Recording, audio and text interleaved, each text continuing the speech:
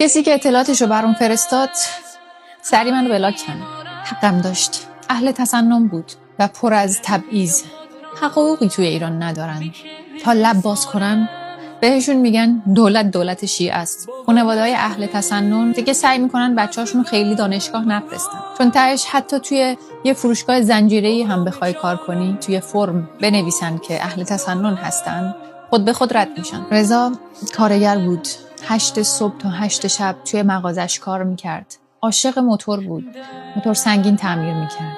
اهل تربت جان بود اما توی مشهد زندگی میکرد. 18 دی ماه که به بلوار هفته تیر میره، از پشت سر مورد اصابت گلوله قرار میگیره.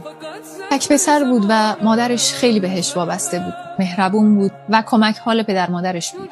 از ترس مزدورای رژیم پنهانی به خاک سپرده شد و در سکوت براش عزاداری شد. فرزند ایران و جان فدای میهن، جاویدنام رضا قیاسی از مشهد عزیز. 19 ساله